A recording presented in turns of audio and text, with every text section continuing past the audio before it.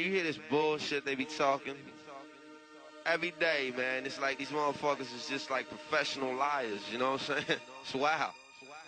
Listen, Bin Laden didn't blow up the projects. It was you, nigga. Tell the truth, nigga. Bush knocked down the tower. Tell the truth, nigga. Bush knocked down the tower. Tell the truth, nigga. Bin Laden didn't blow up the projects. It was you, nigga. Tell the truth, nigga. Bush knocked down the tower. Tell the truth, nigga. Bush knocked down the tower. I pledge no allegiance, nigga, fuck the president's speeches. I'm baptized by America and covered in leeches. The dirty water that bleaches your soul and your facial features, drowning you in propaganda that they spit through the speakers. What's going on, guys? My name is Laden, and welcome to episode 81 of the Midnight Hour. It's the second episode that we've done this week, so I think that's pretty cool. This episode is a continuation to the conspiracy theme idea that myself and Dr. John started about 2 weeks ago when we made our episode about false flags and conspiracy theories. By the way, if any of you are in an aspiring punk rock band, call yourself the False Flags. It's such a great name for a punk rock band. I can even picture the logo with, like, you know, a pseudo-anarchy sign or like a Jolly Roger or something. You could, like, change the brand every time you release an album. It would be amazing. Anyway, maybe that's a discussion for my music podcast at some point. But this episode is kind of specifically about 9/11. I had a few different topics that we were going to touch on, but John was busy that night. He was only available to be booked for an hour and a half. So we got through that hour and a half, and pretty much the entire conversation consisted of 9/11. So I'm going to title this episode 9/11 Conspiracy Theories, because that is honestly what the bulk of the episode is about. And it's just, obviously, it's such an expansive and heavy topic. I think heavy is a good word. It's not the most lighthearted episode we've ever done, but I think a lot of you will find it pretty interesting. And I would like to encourage anybody who has any problems with what we're saying, or any aspects of a conspiracy theory within 9/11 that we didn't discuss, to leave a comment or post it on the subreddit, because we're gonna make a few episodes about different conspiracy theories, and we don't profess to be experts on these subjects. I would have made this podcast a few years ago and said, this is not a conspiracy, lol, you are an idiot. And that's not what I'm trying to do this time. I'm trying to, actively and honestly engage with the information that's available to me to make what I believe to be an objective and honest assessment, rather than laughing at anyone who believes in a conspiracy theory. So if you do have any issue with what we said, hit us up. I think we did the best we could, considering neither of us are structural engineers. So honestly, if you want us to talk about any conspiracy theory in particular, like Roswell or the moon landings or anything like that, leave a post on the subreddit and recommend it, because we will definitely be checking that out. And I think we're going to make a few conspiracy theory episodes, so it's pretty good. It's interesting for us to go and research it. So without further ado, the song opening the episode is Bin Laden by Immortal Technique featuring Mos Def. It's a song which is highly inaccurate in its information, but enjoyable nonetheless. I've talked about it on my channel before a few years ago. I think it might have been in the Macklemore video I did. I'm not sure. But it's a fun song, no matter how incorrect it is. And obviously, it's highly relevant to the topic. So I hope you guys like that. And I will speak to you guys at the end of the episode. Hope that you enjoy it. Bin Laden didn't blow up the projects. It was you, nigga. Tell the truth, nigga. Bush knocked down the tower. Tell the truth, nigga. Bush knocked down the tower. Tell the truth, nigga.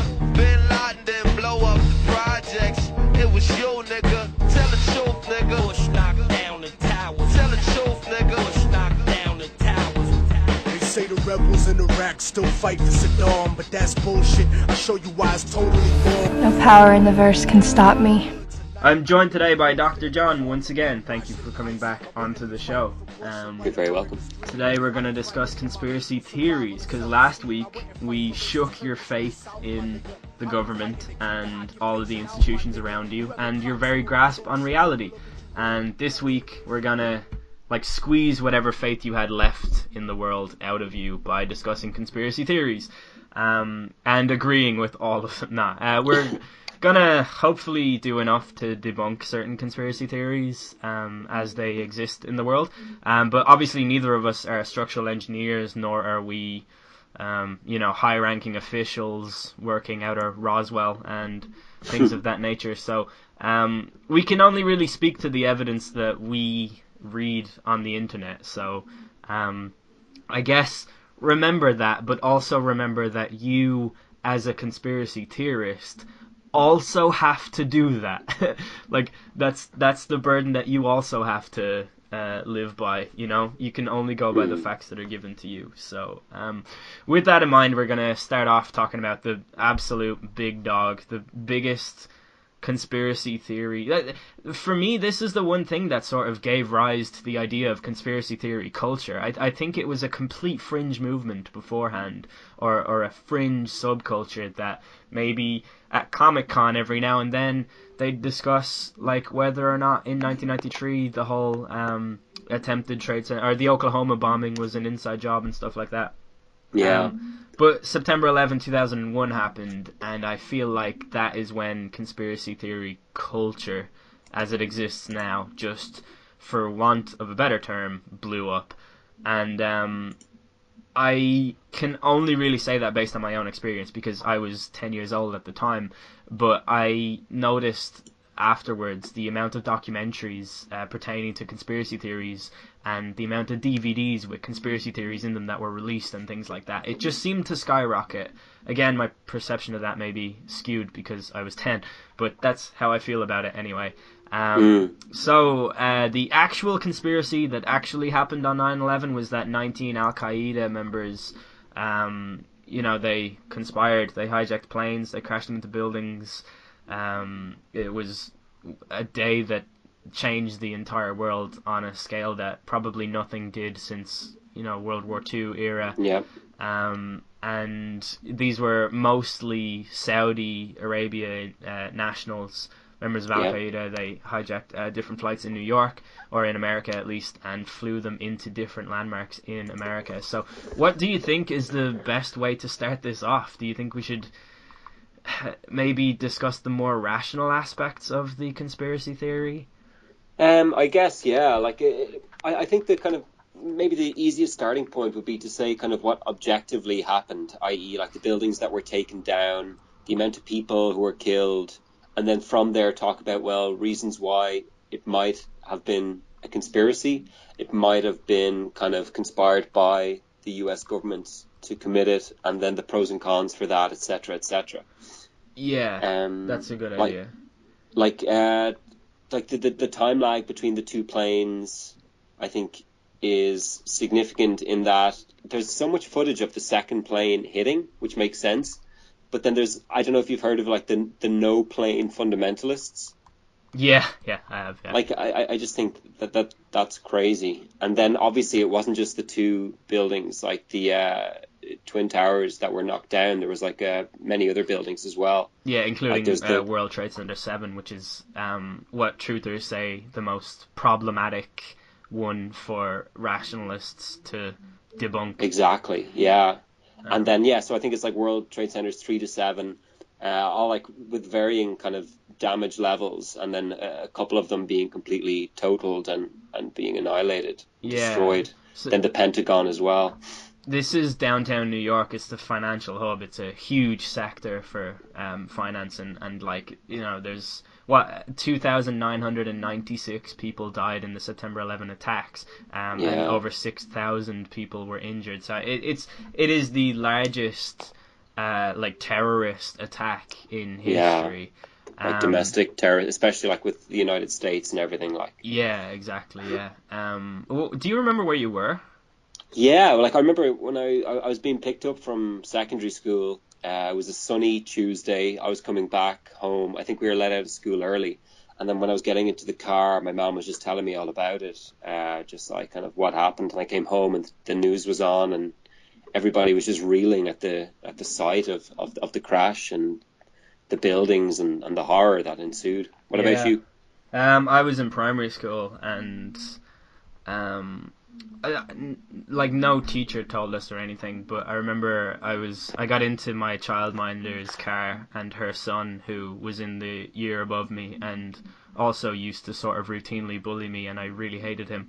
And I remember she said there was a huge attack in America, and then he said, "Good, I wanted Al Gore to win." And I was like, wow, you are such a prick. And Jesus, that's like the first thing I remember. We went home, well, back to their house, and I was watching Friends on TV, because that's what you do when you go home from primary school. Definitely. And I was watching Friends it was on Sky 1 at the time. This was before E4 bought it and played it on repeat all day, every day. And it came up and said breaking news on Friends. Well, I was like, Wow. that never happens, or at least it never happened back in the day. Like, I feel like this was slightly before the era of all news being breaking news.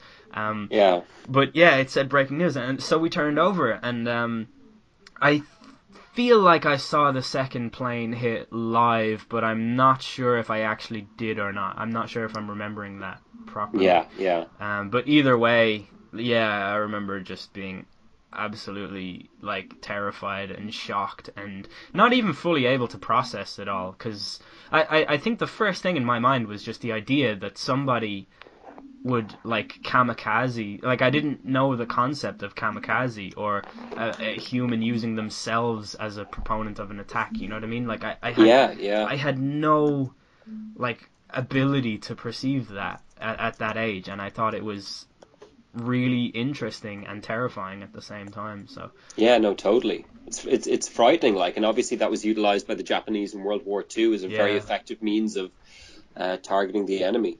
yeah, it's pretty crazy. Like, I mean, it is one of the most crazy things I can imagine doing. I can't imagine the mindset of someone who would go and do that, but there you have it. Yeah. So there were 4 passenger airlines that were hijacked.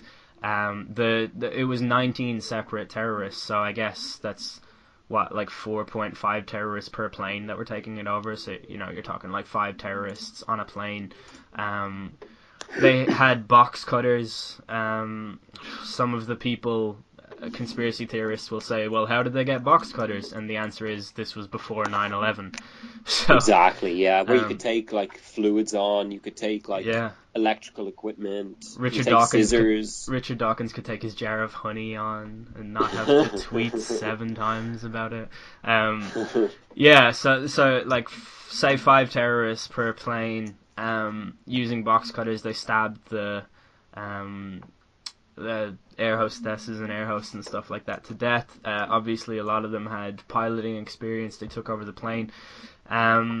So the first plane hit the first World Trade Center. It was caught on camera by some guys who were filming like a documentary in downtown Manhattan. Wow. Did you ever see that footage? I think they were firefighters, or they were filming a documentary about firefighters or something. But you just hear them say "holy shit," and the camera shoots up to the sky, and the plane goes straight into the building. Yes, I did see that actually. Yeah. It's crazy. That is so crazy, harrowing to watch. Yeah, that was the first one, and then the second one hit the second Trade Center. Was it 2 hours later, or later on that day? It was definitely, I think, within 2 hours. Let's see if we can find the time. Yeah, I don't actually have a timeline in front of me because I'm really good at podcasting. So that's the way that I go about doing it. It was 20 minutes later. Yeah. Wow. I definitely didn't see it live then. No way. Yeah, like it's just unbelievable. Yeah. And just the psychological impact of the people watching and everything. When you see those videos, it's so harrowing. Like, just hearing the screams, the cries. Yeah, it's horrible. It's pretty much one of the worst things I've ever seen in my life. Yeah, and then obviously the photos of the people jumping out and everything. Yeah. Like, it was just like such a human tragedy.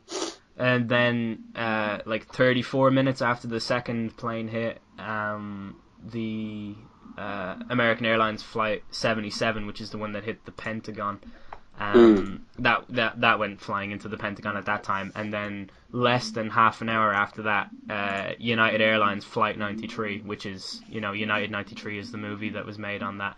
That was a plane that went cascading into a field in Pennsylvania. And the working theory there is that the passengers sort of heroically revolted. They revolted and overcame the terrorist plot as at their own at the cost of their own lives. So those are the facts. That's the 4 planes that crashed. Those are the 4 planes that were hijacked. So I guess like the easiest conspiracy theory to start off with is the idea that what is the easiest one to start off with? How do you even, rationally speaking, did the government have intel that this was going to happen? Maybe.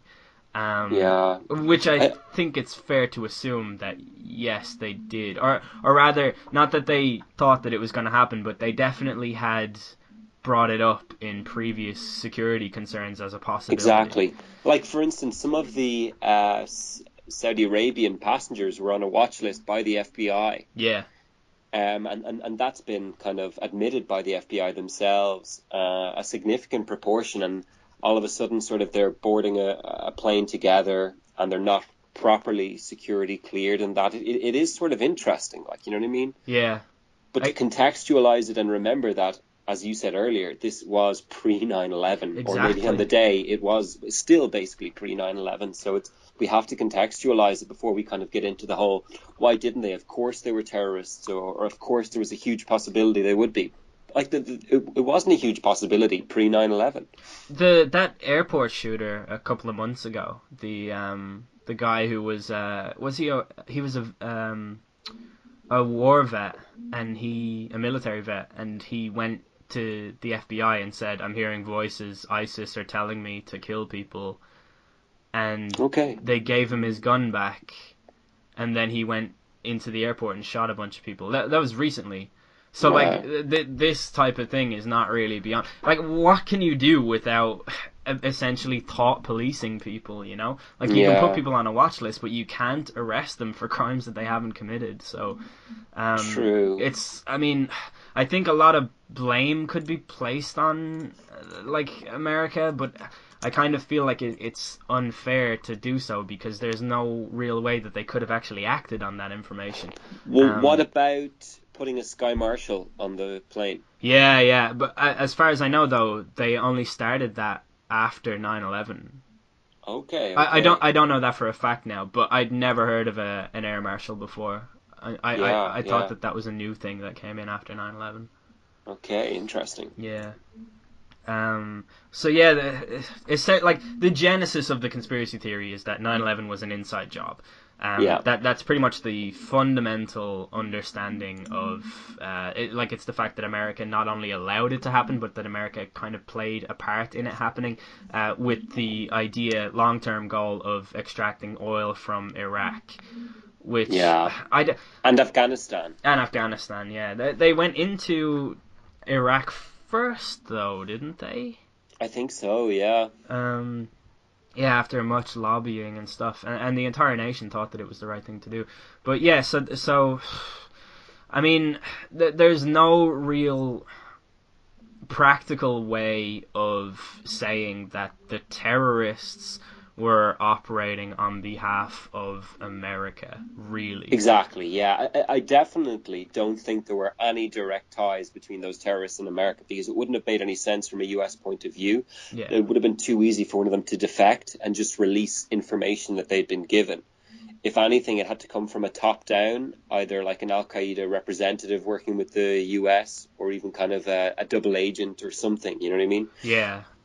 Like, it wouldn't have made sense for them to have direct contact, but the 9/11 Commission, like one of the main things that they said afterwards, which was basically the 9/11 Commission was like this committee put together to try and essentially sum up what happened and how it was allowed to happen and stuff, and they called it a failure of imagination, that this was something that they could never perceive.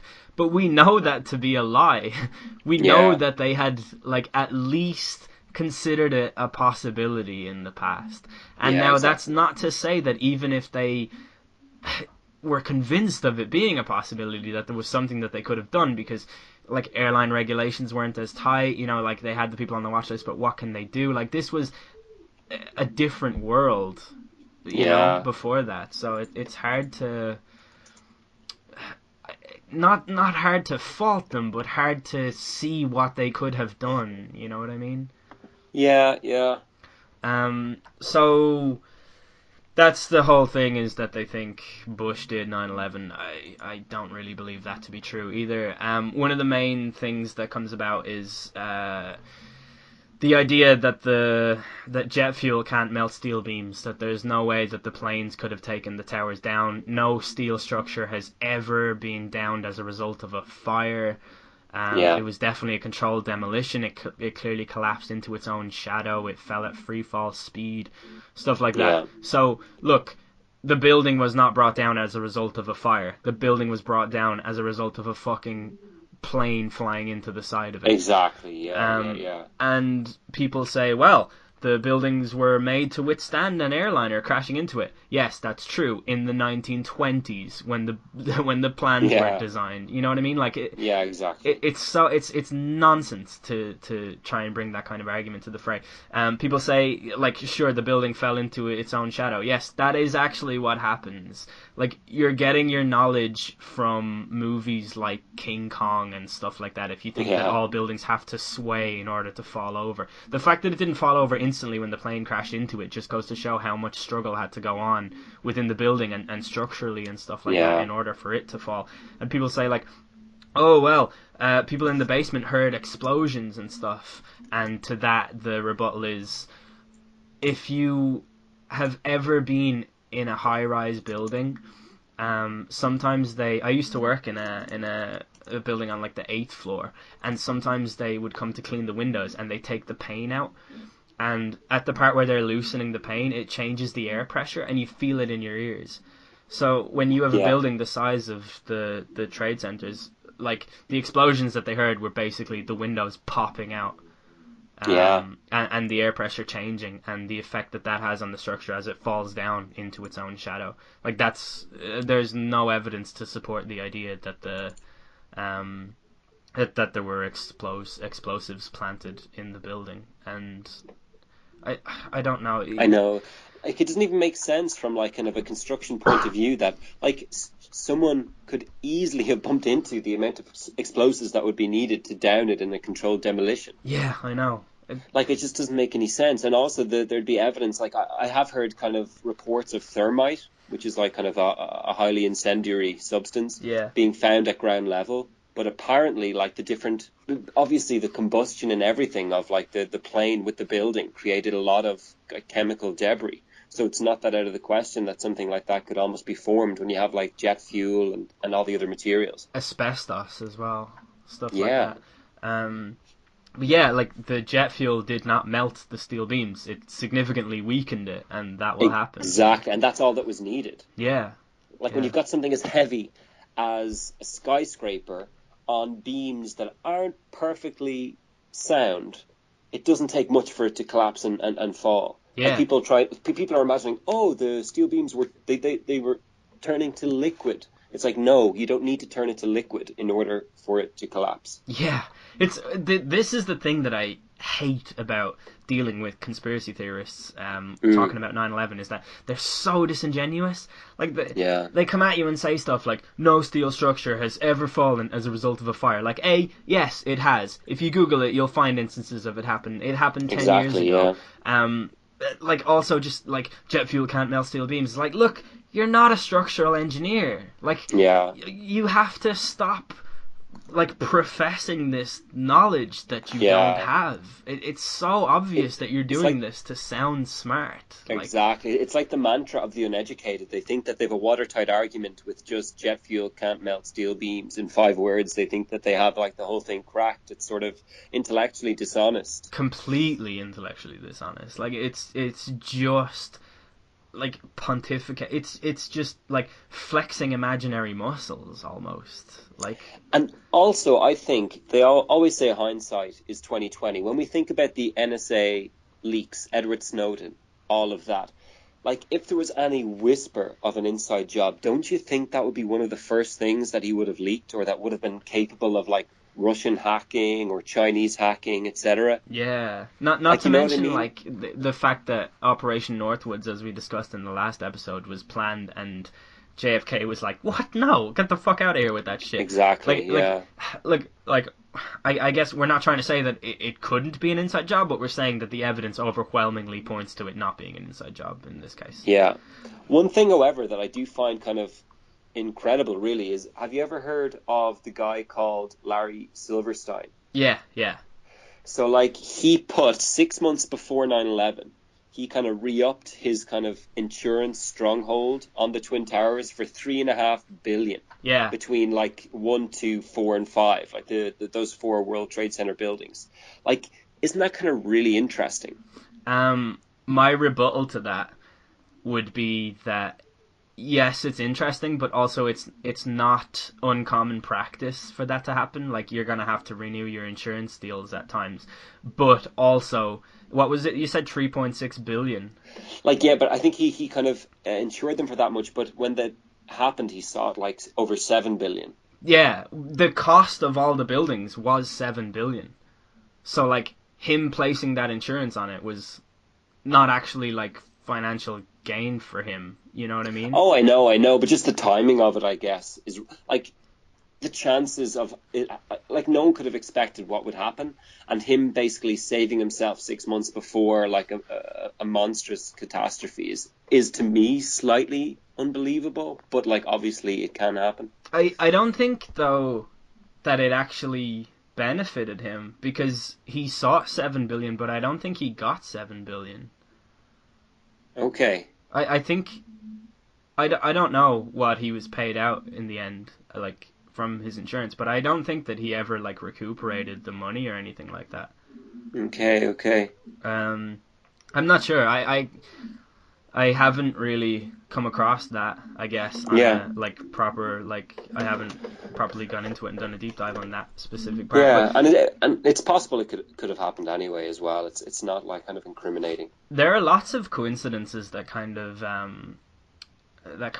obscure, or like that kind of skew the truth a little bit, I think, with 9/11. Like the fact that the jet fighters were practicing, they were doing drills on the day that it happened. Like, that's suspect, I think.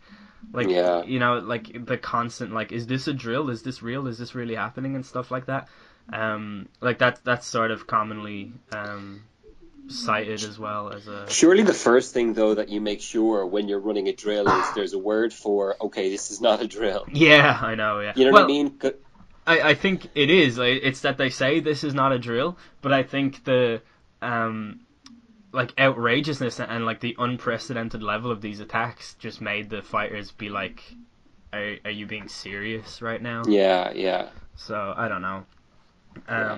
So Trade Center 7, will we talk about that? I was just about to say, I think that's an extraordinarily interesting facet of the whole 9/11 like myth. Yeah, so I don't know what they gave the official reason for its destruction was, but it was definitely brought down by debris cascading off the Trade Center 1 and 2, and hitting that building, and then it was destroyed by fire ultimately. But interestingly, here's what I think debunks the idea that they pulled that tower on purpose. There were like hundreds of firefighters at Ground Zero at that time, and the fire chief was like, that building's gonna fall down, get everyone out of it. And they did, and then it fell down. Like, what's the conspiracy theory aspect of that? Wasn't that an FBI building that was having a fire drill that day? I haven't heard that, actually. In a documentary, I heard that Building 7 was actually empty the day of 9/11, and that was because they were running kind of different like safety management protocols. Is that that's a recent documentary, isn't it? Yeah. Yeah, I don't think that's accurate at all. Okay. When I was researching this, and I admittedly did not do a deep dive because it's like if we were to do that, we would have to make this its own topic, and we have other stuff to get to. But what I heard was that the fire chiefs evacuated the building very early on because they anticipated its demise, and it was apparently like overwhelmingly obvious that the building was gonna fall. Okay. Interesting. But they said they used the word evacuated in every source that I read about it. So Yeah. I don't know. Yeah. I have never heard that it was empty. Yeah, according to that documentary, when I looked it up, that's what they said, that it was a kind of a fire drill, safety protocol being carried out that day, and so there was actually no one in there, and it came down. Maybe that is accurate. I'm not sure. But wasn't that the same building that the news reporters claimed was down before it actually was? Yeah, it was BBC. Yeah, how weird is that, though? Yeah, that is weird, but amidst the shock and confusion, I don't think lots of buildings around that area were destroyed. Yeah, it wasn't just the trade centers, and I admit that that's weird. It is weird, but in order for that to be a part of the conspiracy theory, you have to make the leap that, okay, George Bush or whoever, let's say Dick Cheney or even someone in the deep state, something like that. They're just all right, so we're going to bring down all these towers and stuff like that. Now contact all the news agencies, let them know that this is going to be the official story and stuff. You know what I mean? Yeah. And even if you were to do that, whatever, there's no way you'd be able to get an international news agency like BBC on board. Contact the member of BBC News and tell them that Trade Center 7 is going to go down at this time. Do you know what I mean? Yeah. It doesn't make sense for it. Considering what you just said there, it sounds like perhaps that if sort of the fire chief did evacuate the building, that probably means that the building was being spoken about between the people, and because of that then the news organization may have caught wind of the building name, etc., and just assumed it went down. Yeah, because somebody said in reference to that building on the radio airwaves to pull it. And basically people think they said pull it, that means demolish it. I looked it up, and that's not what demolition control men say when they're pulling a building. No, exactly. They don't say pull it, they say blow it, or exactly. Whatever. So yeah, people say the fact that they said pull it, that's proof and stuff. No, when they say pull it, they mean get everybody out of it. Stop trying to save it. It's gone. It's done. That building is gonna fall, and that's what happened. Although in my experience, pulling does usually lead to an explosion, but I think that's getting off topic. That was poor. You and your toilet humor. He's a doctor, ladies and gentlemen. This is a doctor. Have you heard about Building 6? Yeah. Now, I didn't come across it while I was researching this, but I did. Back in the day, I watched the Zeitgeist movie. I used to listen to Alex Jones. We'll talk about Alex Jones after this. Cool. But yeah, so I have heard about Building 6, and I've heard that it is also an incredibly suspicious aspect. It's really suspicious, and also if you go back to the photographs that were actually taken the day of 9/11, and you look through them, there's something that appears to be sort of almost too weird to be true, and as if you look over Building 6, you see it's sort of a cuboid cavity running through the center of the building. Really? The rest of the building is standing. It's smashed to bits on the outside as if it had been kind of hit by debris and all the rest. But there's still, within the building, a cuboid shaft, empty shaft running all the way down through the building. It's absolutely bizarre looking. I'm looking at it really, now. Really interesting. I guess, yeah, that is weird. Jesus, it looks like something that you'd see on the newspaper in Syria nowadays. I know, yeah, it's terrible. And there's no for instance, debris would destroy the outside of a building before it would destroy the inside, right? Because there's only one way it can get there. Yeah. It's through the outside, through the top or whatever. Yeah. But that's not kind of at all the way it appears. No, it's not. It looks like it's been swallowed as part of an earthquake or something. Exactly, yeah. That's weird. Yeah. People are calling it the smoking gun of 9/11. I don't think it's quite at that level, but it's definitely worthy of comment and investigation. Yeah, I've just Googled WTC Building 6 debunked, and I can't see anything, like no obvious... Yeah. That is interesting. That's something that we should look into, because we are going to do a part 2 to this episode, and I'm sure that people will have comments and feedback anyway for Yeah, us to definitely. have a look Like at. as you said, it's such a vast and broad topic It's that there was no way huge, to yeah. research it all. It's the 9/11 of conspiracy theory topics. And if I play devil's advocate for a moment and say it was an inside job, then probably the evidence leading towards that conclusion is going to be a bit fringe. Yeah. So I guess, yeah, relying on feedback from other sources would be really good for the next episode. Will we move on to the Pentagon? Yeah, that sounds really good. So this is an actually it is a more complicated aspect of it, because when you look at the photographs that were published, it doesn't look like a plane hit that building at all. Exactly, yeah. So the idea is that this terrible pilot, this guy was not given a pilot license like 2 weeks previous because he failed an amateur flying course. Have you heard that? Yeah. The guy Was it like this simulation? No, I don't think so. It was a real plane, but it was one that 2 people fly, and his flying instructor was an American guy, and he absolutely did not give him... He was like, nah, this guy's a terrible pilot. Wow. I actually think that strengthens the rational outlook on the attack itself, because the idea is that, or the theory is that the Pentagon has quite clearly not been hit well enough by a plane. It was definitely a missile or something. There's no way a plane could. And also there's no video evidence of it, which is untrue. There is video evidence of it. Is that video where it's like going so fast you can barely make it out? Yeah, it's 6 frames that have been sped up. Is that, like, have they slowed that down sufficiently to see a plane? As far as I understand, yeah. Because isn't it kind of funny that, like, in the 21st century, the Pentagon doesn't have, like, high-speed cameras dotted around checking for things like this? They have it, but the FBI seized all the tapes and wouldn't let anyone see them. Why? What's in it? Yep, it's definitely suspect. Isn't that weird? It's very weird.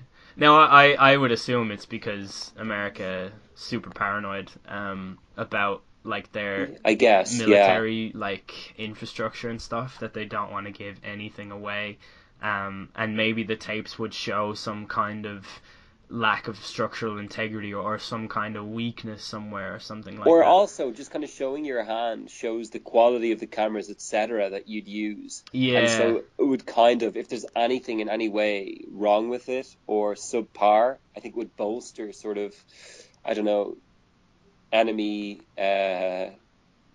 I don't know, yeah, just trying to bring them to a superior level than the US. Yeah, I like, American military is just an incredibly, like, paranoid institution, and the Pentagon is just notoriously shadowy and invisible, if you know what I mean. Like, it's not, there's no transparency there.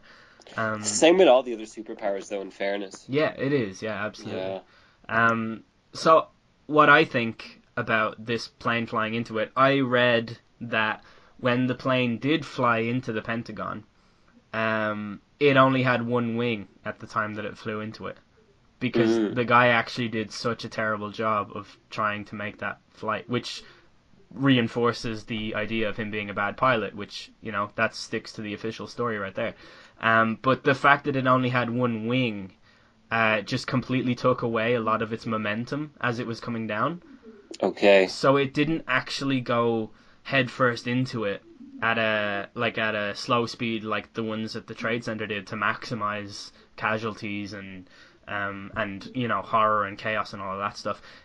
This was more of a botched attack, really.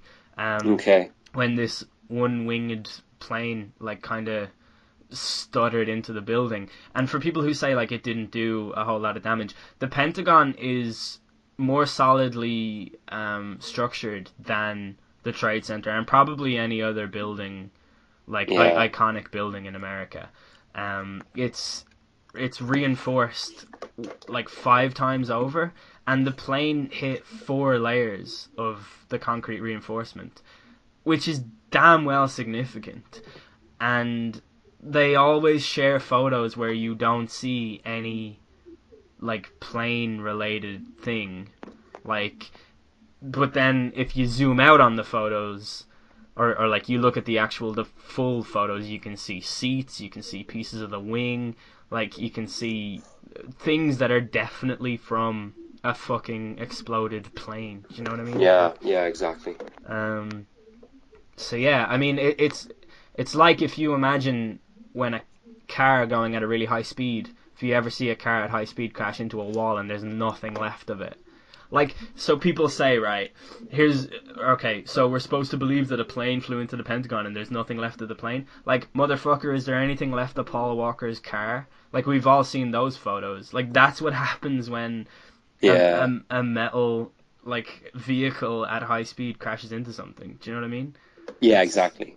Like, I'm sorry, that's just what happens. Like, you can't base all of your knowledge on things that you don't know. You know what I mean? Like, oh, I don't see a plane. Yeah, that's actually what happens, you know? If you look at the photos, you'll see other remnants of what used to be a plane before it hit the building at high speed. Like, people underestimate the velocity and also the force and also what it was actually hitting into, just basically disintegrated it. That's what happens. It's just people getting their knowledge of the working world from movies. Like, I truly believe that that's why people are so skeptical about it, is because they've seen in movies that that's not what happens. I think I probably banged this drum a little bit too much on the Midnight Hour, but I genuinely believe that, like, a really high percentage of our worldview comes from the things that we see in movies, because we have no other reality-based idea of what it's like. Do you know what I mean? Yeah. Like, if you think of a plane falling, you don't actually think of a time in real life where you saw it happen. You'll think about it in movies. Like, it just reinforces the idea in your head, or the fallacy of it in your head. And I genuinely think that that's kind of a large part of it. Is, like, you know, this whole idea of these like, there's a kind of a notorious guy within the truther movement. I don't remember his name, but he was a structural engineer and part of a society of structural engineers and all of that stuff. And he's said there's no way any of this could have happened, blah blah blah blah blah. And everyone's like, look, this engineer said it. And it's like, yeah, he was discredited by his entire group of engineer colleagues, and you know what I mean? Like, it's peers. Yeah, exactly. It's just, it's kind of, I don't know, it gets to a stage where it's just, you're definitely looking for something that's not here, because I don't know what it is that makes people do that, but I sort of feel like it's that they want the feeling of perceived superiority. That's the impression that I get, anyway. Yeah, and they're like 2 minutes of fame. Yeah. Do you have anything else to say about the Pentagon attack? Not about the Pentagon per se. I think we've kind of covered that quite well, but I would like to go back to the United Airlines Flight 93. Yeah. This is actually, you talk about it. I just think it's really interesting from a psychological point of view and as a thought experiment as well. Like, for instance, one of the most common thought experiments that people like put to each other, you know, like barstool philosophy, is if you had the opportunity to go back in time and, say, kill Hitler as an infant, would you do it? Yeah. And in a similar kind of vein, if you're on a plane that's being overtaken by terrorists, would you be the guy to stand up, and even if you get stabbed and killed, then maybe while you're being stabbed, other people can jump and unarm or disarm the terrorist. You know what I mean? Yeah. There were way more people on that plane than terrorists.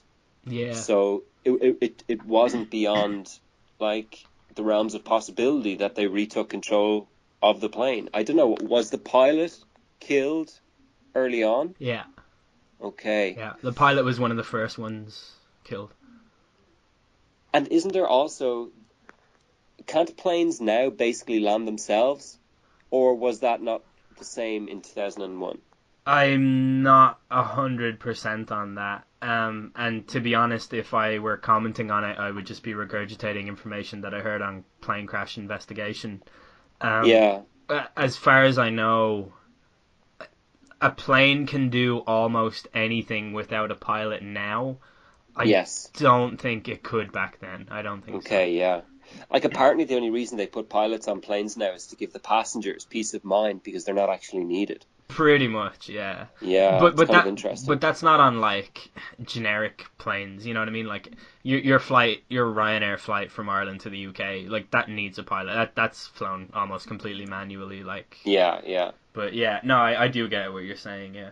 But anyway, I just think it's a really interesting question. Like, when there are enough people to sort of saturate the enemy force, as was the case in the United Airlines Flight 93, like, what is it about people? Like, if you're going to definitely die if you don't do anything and potentially die if you do something, why not just do it? Yeah, have you ever heard of the bystander effect?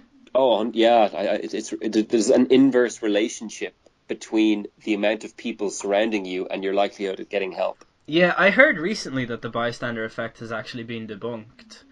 I don't think it's been debunked, more so that the studies claiming that they discovered it have methodological issues. Yeah, and I think you'll find that with most of these types of stuff. Like, even we talked about the Stanford Prison Experiment, and it's like, Yeah. probably right, but kind of shady way of going about it. But in my own personal experience, I can, like, if you were to, like, rip my brain out of my head and analyze it for the bystander effect, I believe that it is 100% a real thing, because in my experience, I don't do shit if there's other people around me.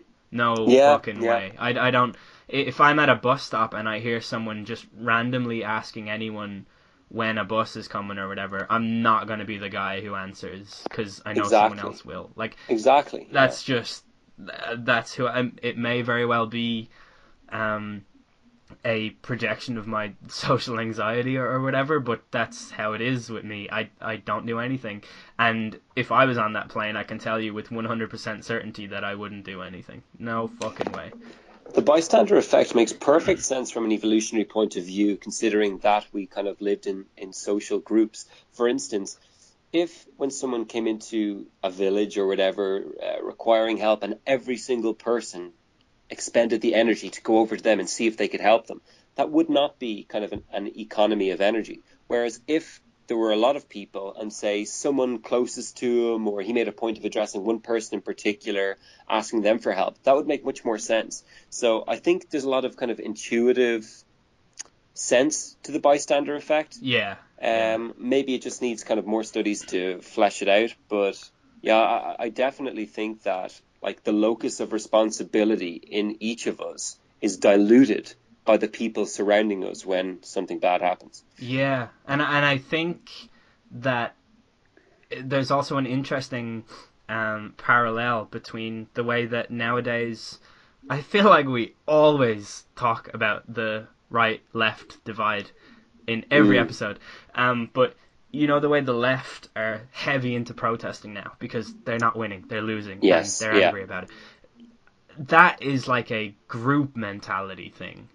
Like, they would not act like that by themselves. Exactly. Like, it's a complete, like, nobody would smash something because they disagree with what someone is saying. Oh, exactly. It's a group thing. It's sheep/herd mentality. Yeah. And also, what I said before about the locus of responsibility being diluted, there's also kind of a similar thing to that, where the locus of guilt. Yeah. Like, there's nobody to blame when we all hold hands. Yeah, exactly. If we're all doing terrible things. Like, look, do you remember the London riots? Yeah. That's a perfect example where, like, regular people, everyday people, good people would go out and just start trashing up a city or a town because everyone else is doing it, and because of that, then they don't feel as bad. Yeah, it's crazy.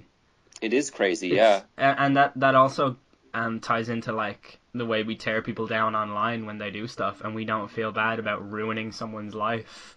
Exactly, yeah. Like, it's crazy. But yeah. And also, sorry, I was going to say also, like, you were discussing the left there, but I don't know if you heard, there was a really recent court case over a couple who were waving Confederate flags in Texas while driving past an African American home, like, pointing their guns. I think it was one of the African American homeowners' kids' birthday. They actually received prison sentences yesterday, something in the region of 10 years each. Whoa. Yeah. Hmm. But again, the main point of that is that during the court case, the woman was bawling her eyes out, pleading with the judge, saying, this is not me, I would never do this, I would never do this. And that goes back to kind of what we were talking about, where that like feeling of responsibility and those kind of feelings of guilt were diluted. She didn't feel them at the time because everyone else was doing it. She was with a group of people. That's fucking nuts. Yeah. But yeah, totally. Yeah, there definitely is something to that. What I wonder about Flight 93 is that I know that for a while it was flying quite low before it approached Pennsylvania, and I just wonder, did anybody get a text or something? Like, it feels to me like, you know, what was going on below them was the reshaping of their entire foundation. Like, their entire country was never going to be the same again, and they didn't know about that at all. And yet they're the ones that, it was the last plane, they're the ones that overpowered it. I just wonder, was somebody in communication with somebody? Yeah. But then my own rebuttal to myself there is, well, if they were, why didn't they text back? Yeah. I wonder, did information somehow spread around the plane? I don't know, but... Like, I get shivers when I think about that, you know what I mean? When you think about what a monumental occasion it was, and also, like, the fact that they didn't have all the knowledge then, yet they were such an intrinsic part of it. Like, it's so kind of spine-tingling. Something really, I don't know. There's a theory that the U.S. military shot down the plane because there was debris found over a radius of 6 miles as a result of the crash, and that apparently has never happened before, but I don't know for certain if that's true, because they also said no steel structure has ever collapsed as a result of a fire, so I don't know. But if the US military did shoot down the plane, and this will sound callous, but like, so what? Like, is that a bad thing? Yeah, no, I know. If it saved more lives as well, it could even be a good thing. Yeah. It's obviously, you know, there's no way of quantifying that because you want to save as many lives as possible, and there's no way that we could have known. But like, if I found out that for certain the US military shot down that plane, I don't think I'd be angry about it.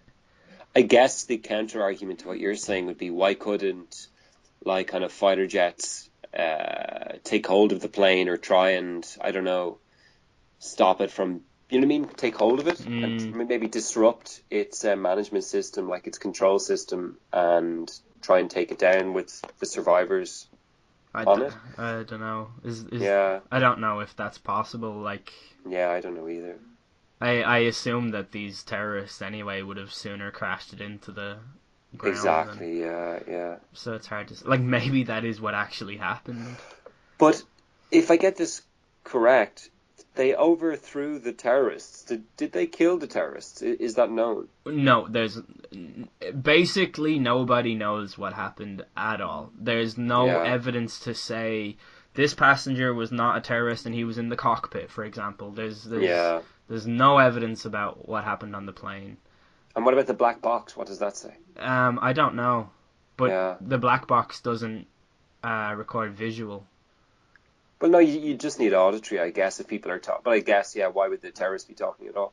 Yeah, well, like, the terrorists would be talking, but they wouldn't be communicating with radio towers or any nearby, like, intel or anything like that. Yeah. So it's ultimately effectively useless in this case.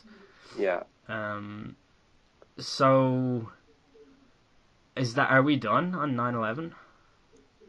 Yeah, I think it's opened a lot of doors that maybe we can step into another day. I'll tell you this.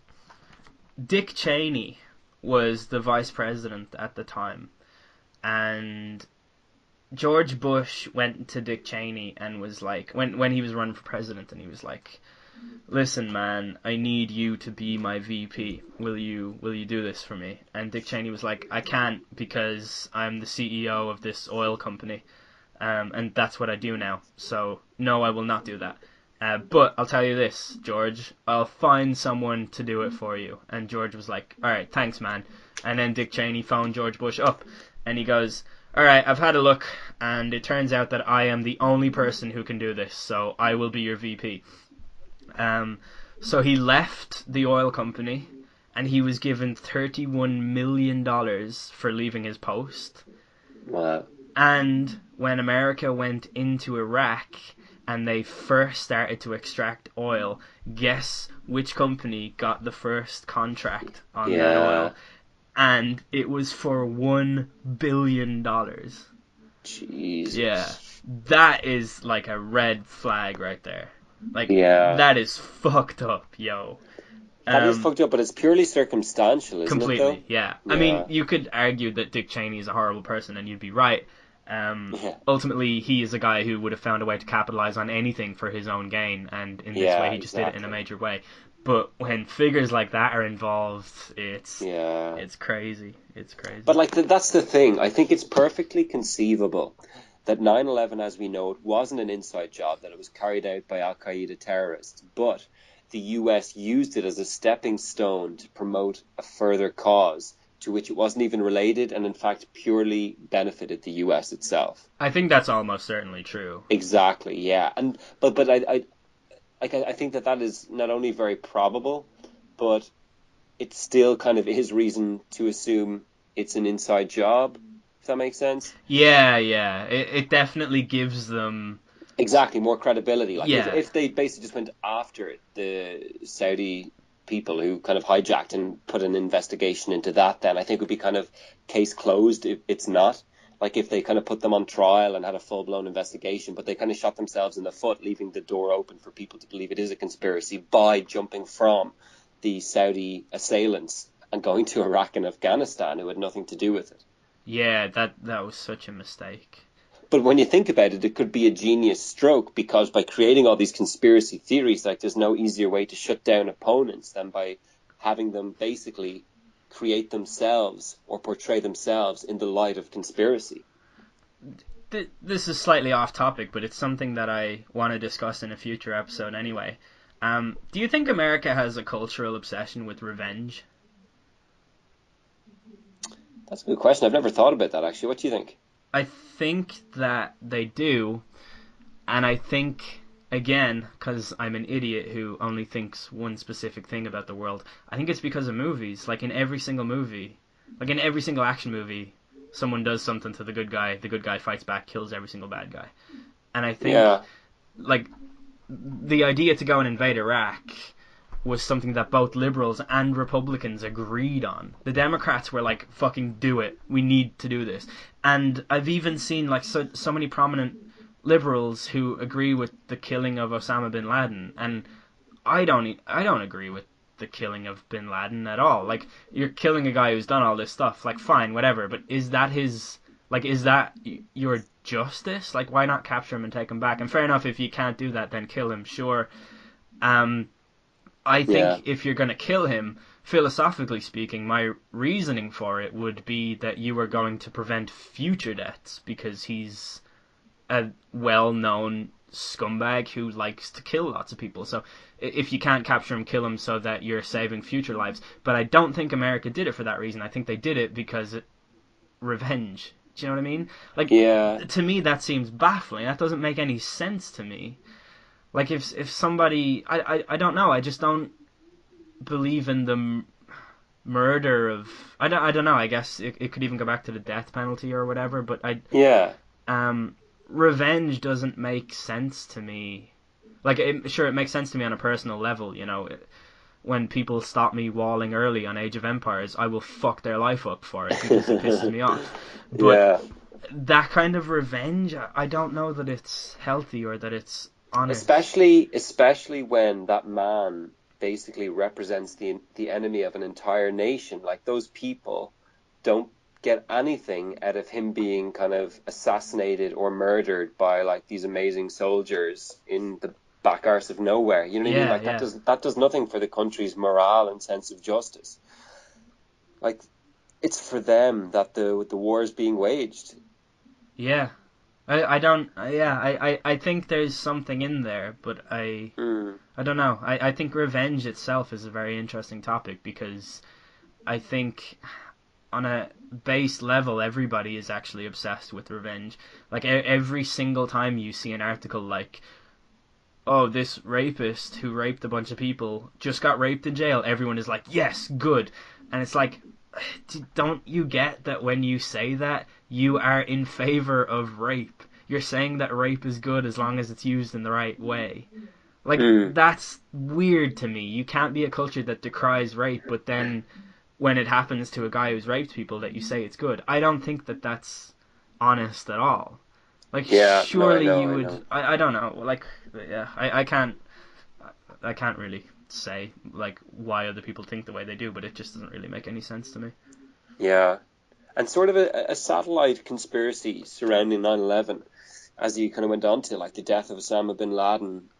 Wasn't there some sort of incident after the death where a helicopter... I think, yeah. I don't know if that happened during the op, or I think that might have happened just before the SEAL team went in. Yeah. But yeah, I do remember reading about that. I don't think there was anything suspect about that itself, other than the fact that it seemed to be a moment of sheer incompetence. But I think that there's a lot of skepticism around the actual death of bin Laden itself, and Yeah. whether or not it actually happened. And I haven't read into it because I have become such a tunnel visioned ideologue over the last few years that when I hear someone come to me with a conspiracy theory, I shut them down immediately as a lunatic, and that's Yeah, a problem that I need to work on. But I'm more than happy to look into that for the next episode, because I do think that that's a pretty interesting discussion. And also the bin Laden family and George Bush Sr. being very good friends. So I have read into that. Now, it was about a year and a half ago, so I won't be able to recall all of this correctly, but that's not actually unusual, because the bin Ladens are a really, really prominent family in Saudi Arabia. They own huge, like, oil industries and stuff like that. They're responsible for a huge percentage of actual business conglomerates in Saudi Arabia, and Osama was always the black sheep of the family. Like, he was always a radical, he was always extreme, and as far as I know, he was basically shunned by his family. His mother kind of encouraged his radical thinking, as far as I know, but the family in general, like, he has lots of brothers and sisters, I think. Definitely lots of siblings anyway, I don't know. Yeah, he definitely does, yeah. But the family itself is, like, respected, not worldwide, but it's definitely respected in the Middle East as, you know, they're businessmen. And Osama himself doesn't represent the rest of his family's views. So that was one of the things. Was that on Fahrenheit 9/11, the Michael Moore documentary? Yeah, I think he alluded to it then. Yeah, he kind of showed video footage of George Bush Sr. being received by the bin Laden family. Yeah. So yeah, like, I mean, that's definitely true, but I don't think that it's really indicative of inside job. And isn't it funny that, like, kind of just to bring it to a more recent time point, Trump's executive order on the immigration ban did not include the country who provided the perpetrators to the biggest domestic terrorist incident in U.S. history. Yep. That's just diplomacy, isn't it? It's a fucking disgrace. But isn't it, like, it's just fascinating. I guess, like, the way I'm trying to rationalize it now is, as you kind of put bin Laden as a black sheep, maybe he literally was, like, the fly in the ointment of Saudi Arabia and his influence that sort of polluted the idea that Saudi Arabia are allies with the US. Like, were it not for him, they could still be fantastic allies. And in fact, like, apart from, like, Israel, which is sort of ironic, like the greatest allies of the US in the Middle East. It is, yeah, it is. And another weird thing that I think about America is how they're so unwilling to criticize Saudi Arabia publicly. Yeah, totally. And yet they criticize China all the fucking time. Every single American politician has something negative to say about China, right? Yeah. Always. Every single time. When Mitt Romney was running, that was his main thing, is that we need to make it a level playing field because China are importing our jobs at a lower rate and it's not fair. And obviously Trump has had so many things to say about China, not least of all that they are the ones responsible for the myth of global warming. But here's what I don't get, right? The US government owes $1.2 trillion to China. Like, that's the money that they owe them. It's like, like, shut the fuck up. Stop slating Yeah. these people. They have they've funded your fucking capitalism for I It's don't like know how many years. it's like pissing on the bank manager who provided your mortgage his car. Yeah, and he's not going to do anything about it. Like, Exactly. It's so it weird. it blows my mind. It's Yeah. like this posturing and flexing, and it's so Yeah. fake. Like, shut the fuck up and give them their money back.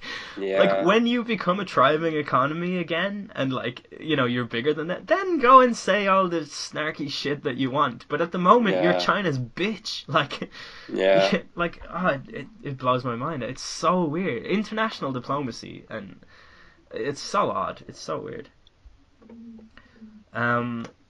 So that was a really intense discussion about 9/11.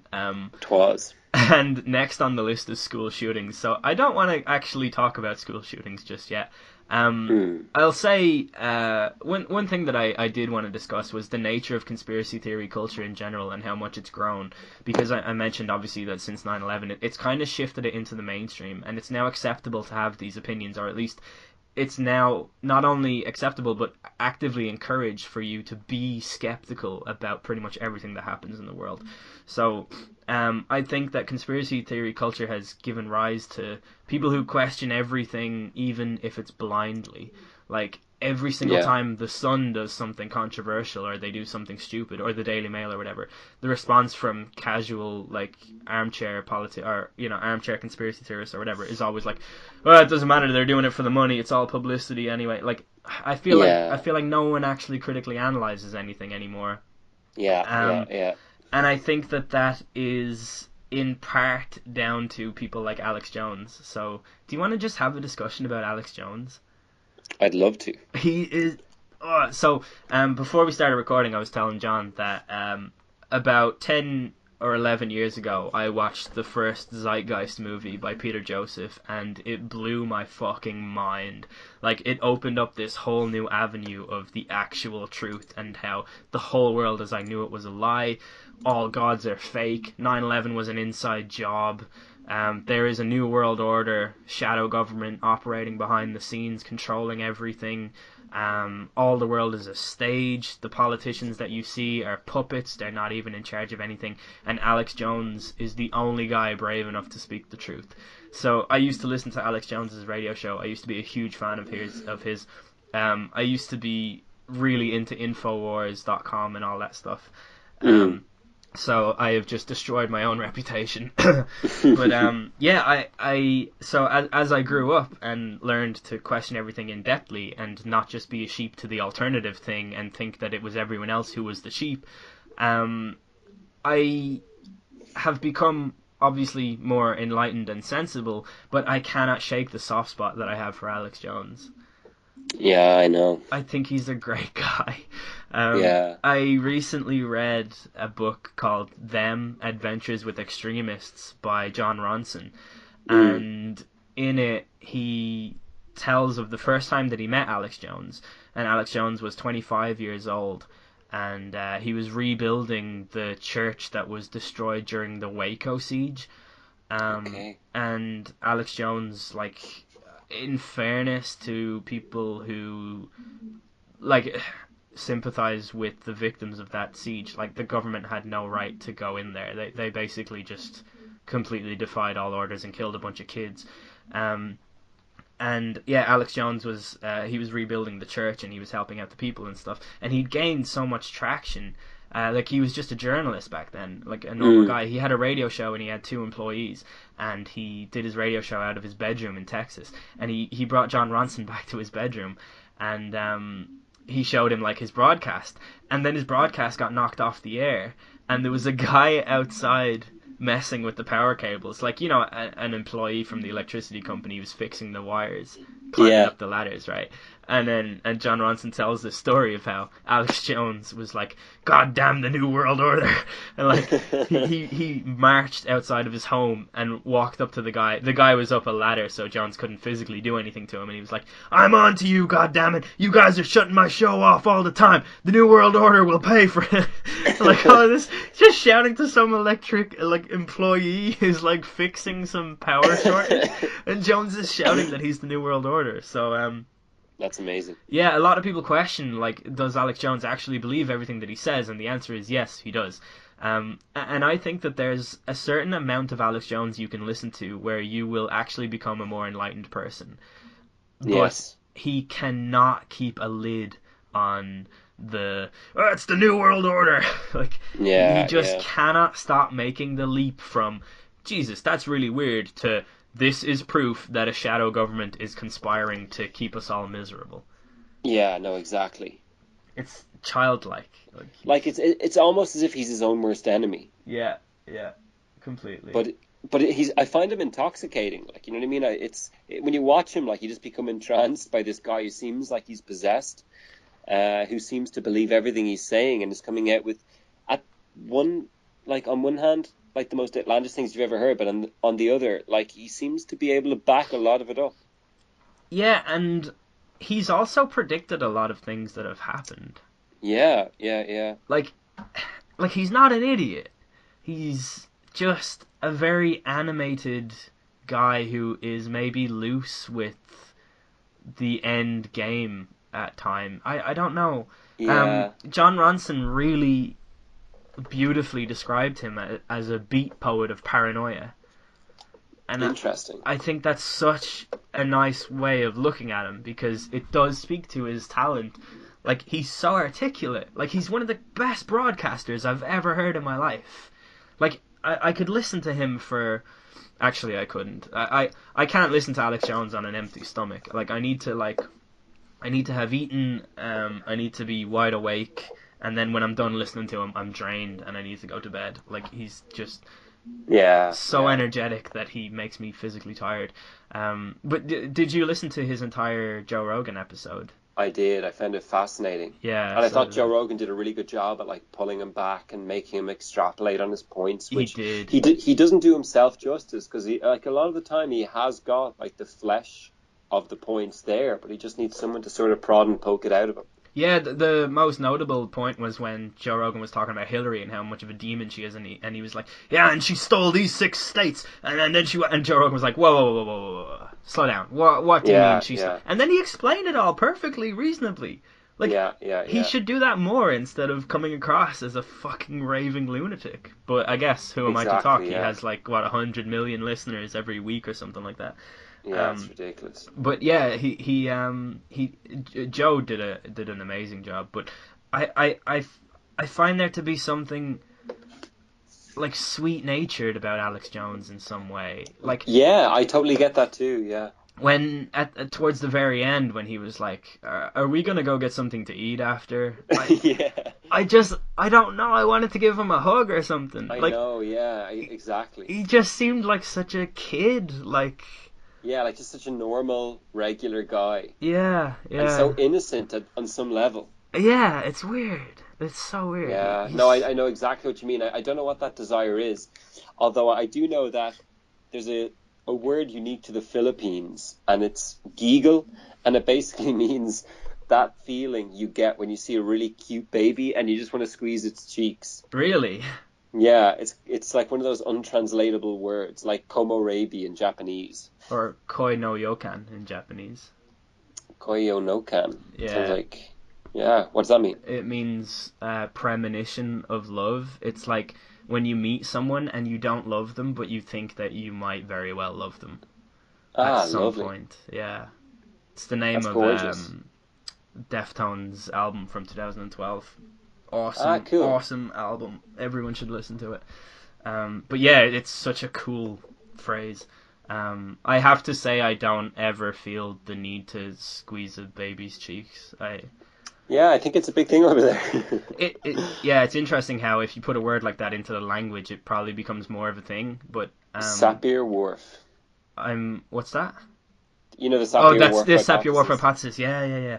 I knew it, and then I was like, is that another word? That's a thing that I don't.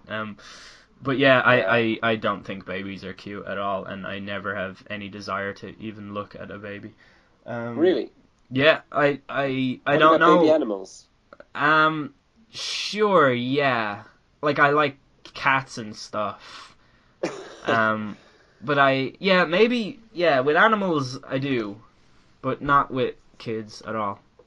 Yeah. I'm actually quite afraid of babies, to be honest. They demand so much responsibility. Like, animals are so good at fending for themselves. I think that partly explains your reticence to engage with them. The concept of holding a baby is terrifying to me. Yeah. Like Do you ever have that fear that you'll drop it? Yeah. Yeah. I'm just a mess of like fear and anxiety when it comes to just social interaction with other humans. Can't do it. Yeah. So, how much time do you have left? Because you've got something I've else probably got like about 10 minutes left. Okay, right. Well, it's fair to say we're not going to get into the meatier topics here, which is good because it means we're definitely going to get a part 2. Sweet. So this episode is pretty much all about 9/11. I guess to close off, we could touch on the nature of the Illuminati as they're currently perceived by idiots, and just the idea that there is a secret society ruling the world behind the scenes. The most fascinating thing about this to me is that there's not. Okay, so. We'll flesh this out in the next episode. We'll talk about the Bilderberg Group. We'll talk about Bohemian Grove. We'll talk about stuff like that. I'm fine with that. But for now, I see on Facebook a lot people who genuinely believe that Jay-Z and Beyonce are communicating with the Illuminati through symbols in their music videos and stuff. Yeah. And so you would be forgiven for thinking that this is a meme, an inside joke that everyone is in on. But there are people who genuinely believe this. It's mad. What is the thinking there? Like, I know. Have you ever heard of any of the Denver airport conspiracies? No. So Denver airport is a ridiculously eerily decorated airport. If you look at like some of the iconography, the imagery, the paintings that they have hung up and stuff like that, it makes no fucking sense that it's an airport. It was designed by some Masonic artist or something like that. So obviously there's another whole element to that because the Freemasons are ruling the world, of course. But basically people think that Denver Airport and all of these things, it's a hub for debauchery, insanity. It's where they're going to store humans so that they can kill them all. And stuff like that. And it's just this idea to me. It used to be there's a thing, I think it says "Together we soar" is what it says in Denver Airport. And people have gone through that and come up with the anagram "Woe to Gatherers," which used to be my bio on Twitter because I actually think it sounds awesome. But it all comes back to this thing about like Jay-Z and Beyonce communicating with symbols and stuff. Like, I don't get the thinking behind a shadowy force ruling the world and fucking communicating the fact that they rule the world through poetry and imagery and stuff. I know. It's absolutely so ridiculous. Like, nobody leaving it open to the public to interpret it and decipher it. That's just the stupidest fucking shit. Just like the music. No, I'm only joking. Oh, whoa. Jay-Z is amazing, but Beyonce now, come on. Beyonce keeps coming up. I think you have an obsession. Oh no, I do. Full on admit it. She's the queen, like the greatest woman alive. I'm so happy that I'm alive at the same time as her. Really? Mm-hmm. I just don't see it. Like, sure, she's attractive, but like, she wouldn't even be in the top 100 girls I can call to mind right now. She's not even in the top 100 girls I could call to my house right now. No, I don't know why I said that. I don't know. You're planning a gangbang, aren't you?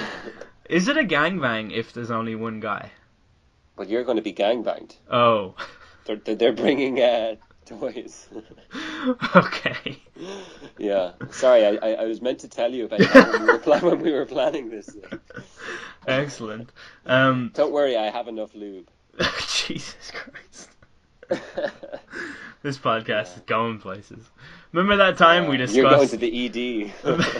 Remember that time we talked about 9/11 and being gangbanged by an army of attractive women with toys? There's worse ways to go, in fairness. Yeah, that's Not true. Not many, but... Yeah. Any comments on the Illuminati at all?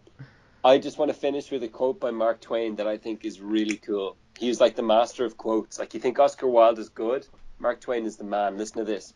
It's easier to fool people than to convince them that they have been fooled.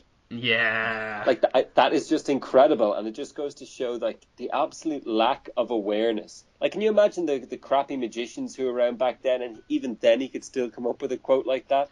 You know... Like, imagine if David Blaine was around the time that he fucking came up with that quote. It would probably be even 10 times more profound. Yeah. I just saw a man fucking levitate, Mark Twain. What are you on about? Shit, I need to rewrite this quote. I didn't nearly capture the idiocy. Mark Twain was just a regular author. Like he publishes. He published. No. That's the start of the story of why he's so great. Okay. So he had his first book published, and the publishers were like, "All right, you need to go on a tour," and he was like, "What?" And they were like, "Yeah, you got to go promote this book in different places," and he was like, "Fine," and he reluctantly went along with it. And at different parts of the tour, he did like he'd do a speech about the book, and then he'd answer questions and stuff, and people would come away, like journalists and stuff, with so many profound quotes that the attraction of Mark Twain became his tour rather than his actual writings. And that's amazing. That's when he started becoming a philosopher and like a free thinker, like a guy who was basically just paid to say amazing things. He's a genius, and kind of what he can do so parsimoniously with a few words seems to just tap into the very nature of humanity and capture something that's so, I don't know, eternal and true about the human condition. It's amazing reading a quote and just seeing humanity there captured sublimely. I don't know, I just really like it. Vonnegut did a really good job of that as well, I think. I don't know much of Vonnegut. There's a lot. Yeah, his books are very not complex, not contrived, but they're difficult. I think. Is he German? Or he was maybe Dutch. He was American. But Shit, I think ignorance. he was of German heritage. I'm not too sure. Okay, but his earlier books are very tough to get into. Apparently he really came into his own later on, but I've never read any of his later stuff. But even if you just Google Kurt Vonnegut quotes, like, you'll find some really interesting things in there. Cool, yeah, I'll have to check it out. Sounds amazing. We move together. We cruise to the end, screwing and shooting our way.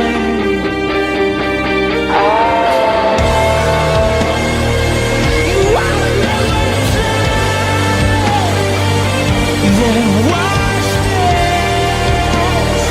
You wanna feel again. You wanted this. Welcome to my world. Now you wanna feel again. Smile. You're born again. Smile. You're born again. So you feel well. So there you have it, folks. It turns out it was 9/11 all along, that whole time. Who would have thought? Anyway, the song ending the episode is Smile by Deftones. It's from the Eros project, which never saw the light of day due to the death of Chi Cheng, one of their members. But it is an awesome song, and they're an awesome band. And they did release an album in 2016 called Gore, and I really like it. It's probably one of my favourite albums of theirs. They're all my favourite albums, I think. Apart from Saturday Night Wrist, that was a little bit hit and miss. That rhymed. I should be in Deftones. See what I did with the rhyming? Anyway, I hope you guys liked that episode. Again, if you had any questions or comments or, anything at all to add, you can leave it in the comment section, or you can check out the subreddit page, which is reddit.com/r/midnighthour, and that will all be linked in the description, along with the merchandise page if you want to buy a t-shirt and all of that kind of stuff. So that's the end of the episode. I hope you enjoyed. I will hopefully see you next week. Hopefully next week I don't get polio in the middle of the week, or leprosy or something, because that's the trend of my current physical well-being. It's outrageous how unwell I've been over the last while, but hey, that's what happens when you don't eat vegetables or fruit. I've been Elden Hero, fuck this.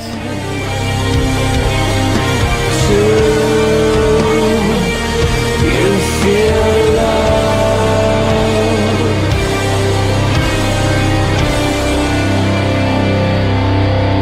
We sail through hell knows they